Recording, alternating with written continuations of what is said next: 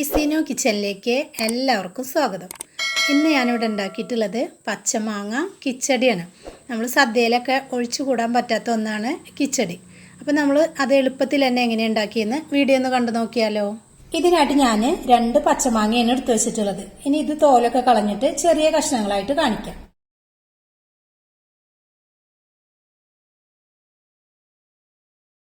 ഇപ്പോൾ ആ മാങ്ങയൊക്കെ ഞാൻ നല്ലപോലെ ചെറിയ കഷ്ണങ്ങളാക്കിയിട്ട് തന്നെ അരിഞ്ഞെടുത്തിട്ടുണ്ട്. അതല്ല വെച്ചാൽ ഗ്രേറ്റർ വെച്ചിട്ട് ഇങ്ങനെ ഗ്രേറ്റ് ചെയ്തെടുത്താലും മതി കേട്ടോ.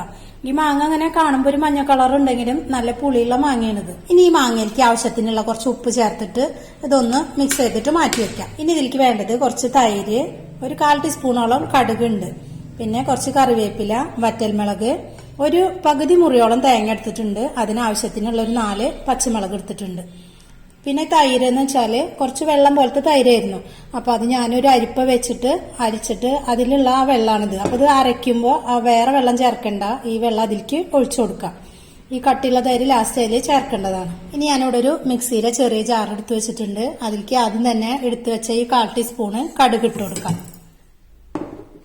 ഇനി പച്ചമുളക്, ഇനി തേങ്ങ കുറേശ്ശായിട്ട് ഇട്ട് കൊടുക്കാം. ഇത് മുഴുവനായിട്ട് ഇടണ്ട, പകുതി 2 പ്രാവശ്യമായിട്ട് ഇട്ട് കൊടുക്കാം. ഇനി വെള്ളത്തിന് ബദല് വെള്ളം ഒഴിക്കരുത്, ഇതൊരു തിക്കായിട്ട് തന്നെ ഉണ്ടാവണം. അപ്പോൾ നമ്മൾ മാറ്റി വെച്ച തൈര് അരിപ്പയിൽ വെച്ച് അരിച്ചതിന്റെ ബാക്കി വെള്ളമാണ്. ആ വെള്ളത്തിലേക്ക് കുറച്ച് ഒഴിച്ചു കൊടുക്കാം, കൂടുതലായി പോകരുത്. ഇനി ഇത് നന്നായിട്ട് അരച്ചെടുക്കുക. അതുപോലെ ബാക്കിയുള്ള തേങ്ങയും കൂടിയിട്ട് മുഴുവനായിട്ട് അരച്ചിട്ട് കാണിക്കാം. അപ്പോൾ ഇതാ മുഴുവനായിട്ടും ആ തൈരിന്റെ വെള്ളം ചേർത്തിട്ട് പാകത്തിനായിട്ട് തന്നെ അരച്ചെടുത്തിട്ടുണ്ട്. ഇനി നേരത്തെ മാറ്റി വെച്ച ഉപ്പൊക്കെ ചേർത്തിട്ട് മാറ്റി വെച്ച മാങ്ങയിലേക്ക് ഈ അരച്ചത് ഇട്ട് കൊടുക്കുക. ഈ അരച്ചതിൽ നമ്മൾ ഉപ്പൊന്നും ചേർത്ത് കൊടുത്തിട്ടില്ല. അപ്പോൾ ഇത് ചേർത്തിട്ട് നന്നായിട്ട് മിക്സ് ചെയ്തതിന് ശേഷം നോക്കിയിട്ട് ഉപ്പൊക്കെ ചേർത്ത് കൊടുത്താൽ മതി. ഇനി ഇതിലേക്ക് നേരത്തെ മാറ്റി വെച്ച കട്ടയായിട്ടുള്ള തൈര് കുറച്ച് ഒഴിച്ചു കൊടുക്കാം. എന്നിട്ടിത് നന്നായിട്ടൊന്ന് മിക്സ് ചെയ്ത് കൊടുക്കുക. ഇപ്പൊ നന്നായിട്ട് മിക്സ് ചെയ്തിട്ടുണ്ട്. ഇനി ഇതിലേക്ക് കുറച്ച് ഉപ്പ് കൂടി ചേർത്ത് കൊടുക്കുക, ഉപ്പിന്റെ കുറവുണ്ട്. അതുപോലെ തന്നെ കുറച്ച് തൈരും. കൂടുതലായിട്ട് ഇങ്ങനെ വെള്ളം പോലെ ആവരുത്, ഇലയിലൊക്കെ ഒഴിക്കുമ്പോൾ ഒരു കട്ട പോലെയായിട്ട് ഇരിക്കുന്ന പാകത്തിന് വേണം തൈരൊക്കെ ഇട്ട് കൊടുക്കാനായിട്ട്. അപ്പൊ നല്ലൊരു ടേസ്റ്റ് ഉണ്ട്. കടുക് ആണെങ്കിലും കൂടി പോകരുത്, കുറച്ചായിട്ട് എല്ലാം ചേർത്ത് കൊടുക്കുക. ഇനി കുറച്ച് ഉപ്പ് കൂടിയിട്ട് ചേർത്ത് കൊടുക്കുക.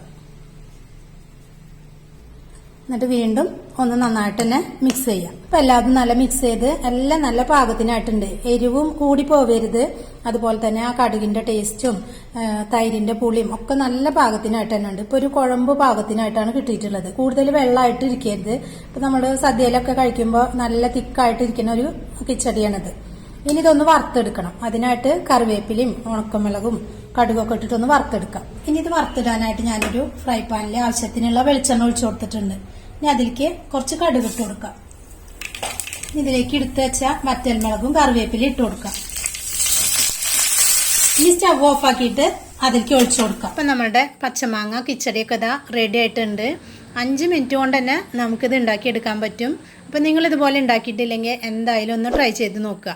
വീഡിയോ ഇഷ്ടമായ ലൈക്ക് ചെയ്യുക, ഷെയർ ചെയ്യുക, സബ്സ്ക്രൈബ് ചെയ്യാത്തവരാണെങ്കിൽ ഒന്ന് സബ്സ്ക്രൈബ് ചെയ്യുക. താങ്ക്